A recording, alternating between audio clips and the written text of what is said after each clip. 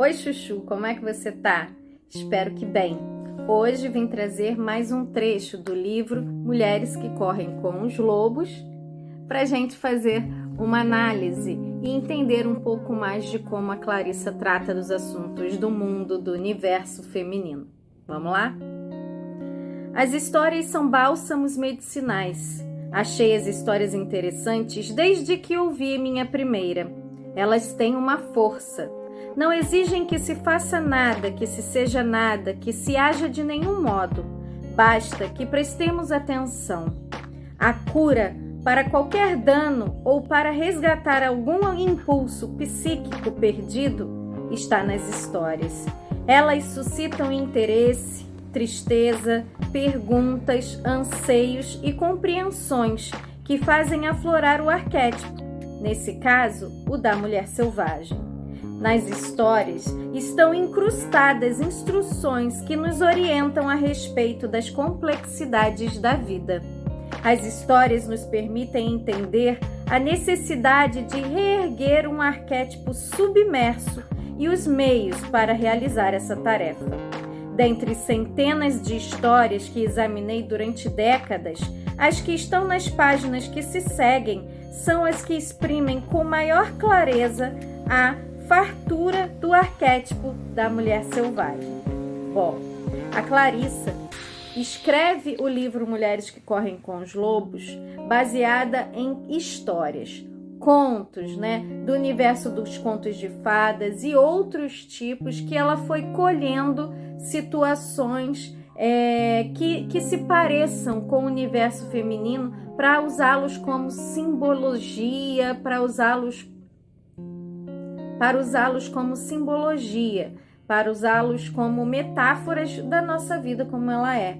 Porque o ser humano, desde que começou a contar histórias, lá na pré-história, é que ele começou a se diferenciar dos outros animais, Então, a nossa memória, e o que a gente viveu e o que os outros vivem, quando a gente conta essas vivências uma para a outra, a gente faz essa troca de experiências, de vivências, de acontecimentos, a gente percebe que muito do que a gente vive ou viveu, a outra também viveu ou está vivendo, E aí a gente se identifica com o outro, a gente percebe que no meio, no universo feminino, existem semelhanças. Existem coisas que acontecem comigo, que aconteceram com a outra, que aconteceram com a minha mãe, que aconteceu com a minha avó, com as minhas amigas, e que a gente tem que aprender com isso para que a gente tenha uma qualidade de vida melhor, para que a gente se desapegue de crenças que nos limitam e que nos foram impostas pela sociedade patriarcal, para que nós acreditássemos que nós temos que seguir determinada regra para sermos aceitas na sociedade, De que o papel da mulher é pré-estabelecido, Então, o que a Clarissa faz durante todo o livro é mostrar pra gente e desconstruir muitas das coisas que a gente tem aqui arraigadas na nossa psique. Agora ela vai falar sobre como essas histórias que foram passadas de tempos em tempos foram mexidas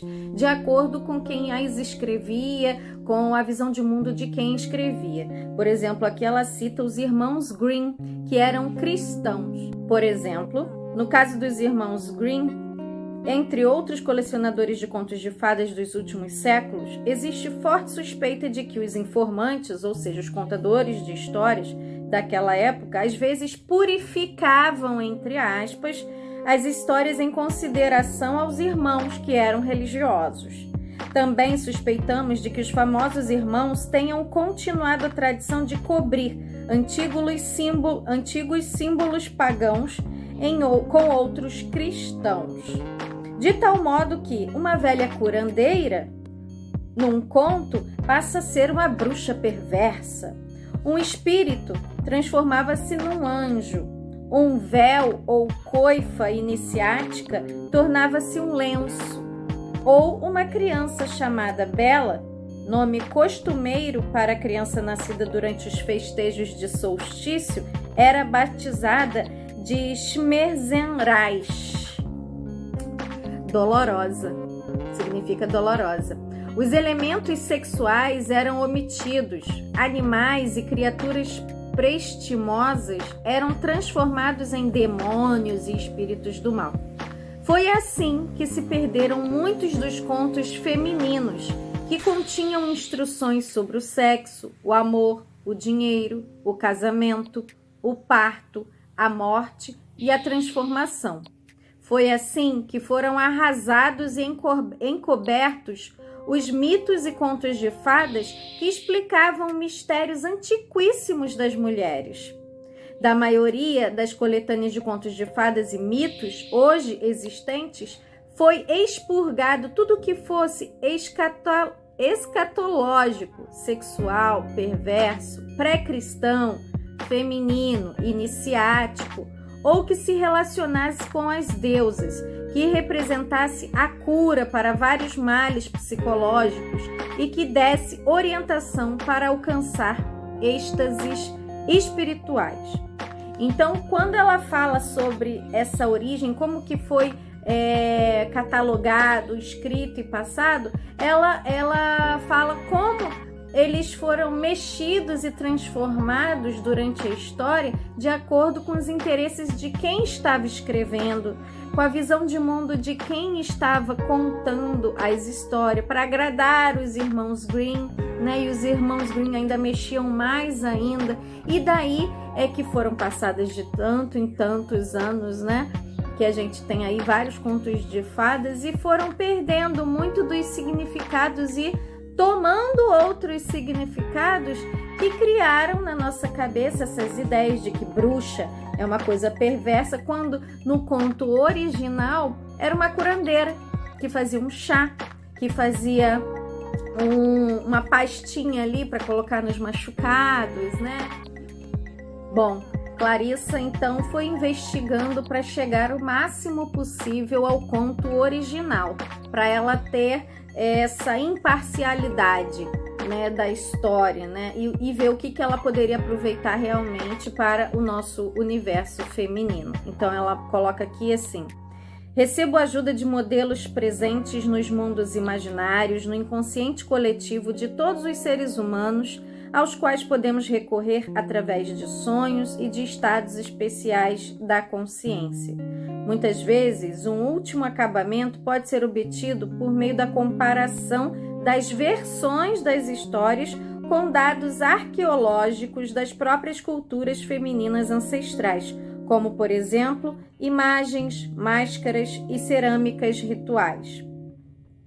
Em suma, usando o estilo dos contos de fadas, passo muito tempo remexendo as cinzas com o meu nariz, porque ela o tempo todo faz essa analogia com os lobos, né? Que são animais gregários, que tem muito a ver com as mulheres, né?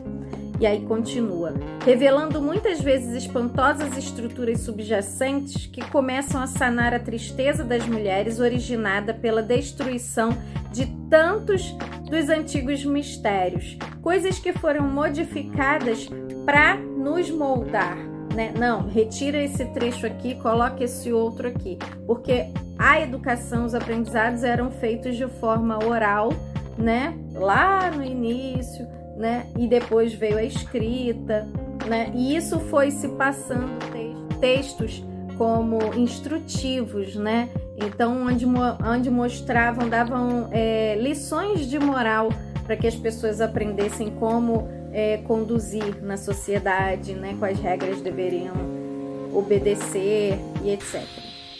Então, ela fala que ela foi mexendo, né? Foi tentando chegar lá na origem para que não tivesse essas adaptações, beleza? E aí ela coloca aqui numa outra parte, né? Coletar histórias é uma atividade paleontológica contínua. Quanto maior o número de ossos do esqueleto de histórias que tivermos, maior a probabilidade de descoberta da história inteira. Quanto mais inteiras forem as histórias, maior será o número de mudanças e desenvolvimentos da psique a nós apresentados, e melhor será a oportunidade de captar e evocar o trabalho da alma. Quando trabalhamos a alma, ela, a mulher selvagem, vai se expandindo, né? E mais uma vez, para você que não viu o vídeo sobre o que é mulher selvagem no livro Mulheres que Correm com os Lobos, né? É um arquétipo. Corre lá, assiste para você entender melhor, porque durante o livro todo ela fala do arquétipo da mulher selvagem, que é essa essência da alma feminina, né? É o primitivo, né? É o que origina, né? Nesse sentido, então. E aí ela vai falando que ela aprendeu as primeiras histórias com contadores rústicos, porque ela tem uma origem mexicana, mas foi adotada por pais nos Estados Unidos, no Texas, né? E por aí vai. Então, quando ela fala que ela vai ao fundo, ao cerne dessas histórias, é porque durante o livro todo ela vai se utilizar de contos e histórias, né? Contos de fadas e histórias que tragam pra gente um repertório simbólico e metafórico para a gente compreender melhor as nossas questões de hoje em dia. Isso ela faz de uma maneira maestral. Ela escreve muito poeticamente, o livro é muito gostoso de ler, é um pouco denso, né? É um livro grosso, a linguagem, mas a linguagem é boa. A linguagem ela vai vindo, quando você se acostuma um pouco, você consegue fluir bem no conteúdo. Escuta essa. A energia para contar histórias vem daqueles que já se foram. Contar ou ouvir histórias deriva sua energia de uma altíssima coluna de seres humanos interligados através do tempo e do espaço. Sofisticadamente, trajados com farrapos, mantos ou com a nudez da sua época, e repletos a ponto de transbordarem de vida ainda sendo vivida. Se existe uma única fonte das histórias e um espírito das histórias, ela está nessa longa corrente de seres humanos. As histórias são muito mais antigas do que a arte e a psicologia, e serão sempre as mais velhas nessa comparação. Não importa quanto tempo passe. Então, mais uma vez aí, ela contando da importância, né, que são as histórias, né, principalmente na sua origem, para desfazer várias crenças e vários pensamentos que a gente tem aí do que é certo e do que é errado, que nos foram ensinados e que nem sempre foi assim e que a gente pode enxergar as coisas de uma outra forma. E agora ela fala mais profundamente de como as histórias agem na nossa psique, né? Como que funciona essa coisa do contar história como uma metáfora para a nossa vida atual. As histórias conferem movimento à nossa vida interior, e isso tem importância especial nos casos em que a vida interior está assustada, presa ou encurralada. As histórias lubrificam as engrenagens, fazem correr a adrenalina, mostram-nos a saída e, apesar das dificuldades, abrem para nós portas amplas em paredes anteriormente fechadas, aberturas que nos levam à terra dos sonhos, que conduzem ao amor e ao aprendizado, que nos desenvolvem a nossa verdadeira vida de mulheres selvagens e sagazes.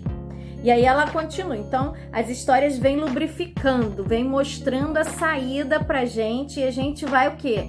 Ficando com essa adrenalina, caramba, então é possível, dá pra mudar, dá pra transformar, então aquilo que eu acreditava pode não ser verdade, se não for verdade, nossa, que alívio que vai ser, quantos quilos eu vou tirar das minhas costas, né? Essas culpas todas que nós sentimos enquanto mulheres por não sermos boas o suficiente, que colocaram, né? Porque você tem que ser uma mãe perfeita, uma esposa perfeita, uma profissional perfeita, uma mulher perfeita, uma filha perfeita, né? E quando a gente acha que a gente não está agindo de acordo com essa perfeição, que também é muito abstrata, né? A gente começa a se achar insuficiente.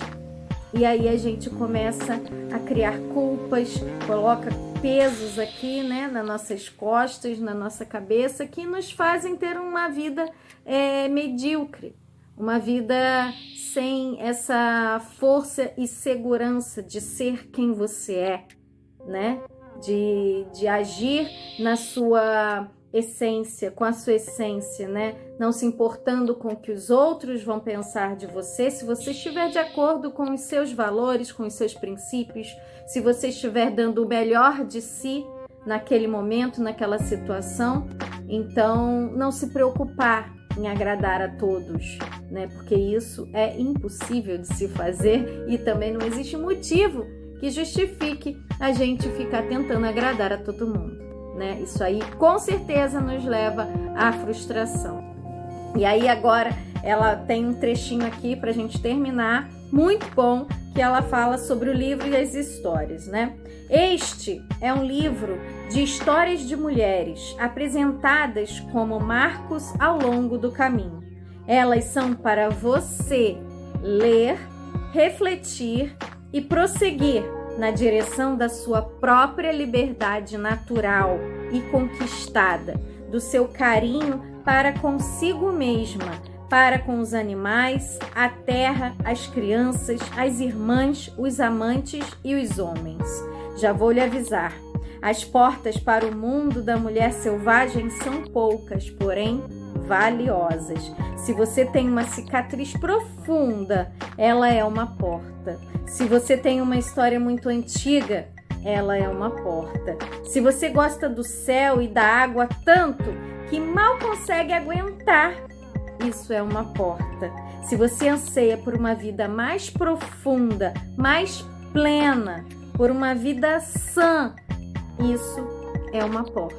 E quem não quer uma vida mais saudável, mais plena, mais leve, mais alegre, com as pessoas que você ama, em comunhão com os animais, com o planeta, né? Quem não quer isso? Leiam este livro. Este livro vai economizar muitos anos de terapia para você, com certeza. Pode acreditar. Espero que vocês tenham gostado. Aproveitem para se inscrever no canal, para dar uma curtida aí se vocês gostaram desse vídeo e compartilhar com quem vocês acham, com as mulheres principalmente, que vocês acham que se beneficiariam com esse conteúdo que eu trago aqui para vocês. E a gente vai falar desse livro até o finalzinho, pode ter certeza disso. Um beijo, comentem aqui se vocês gostaram ou se vocês têm algumas histórias ou se vocês já leram esse livro ou alguma parte desse livro. Qual conto, qual história vocês mais gostaram? Conta aqui pra mim que eu vou responder todo mundo. Um beijo e tchau, tchau!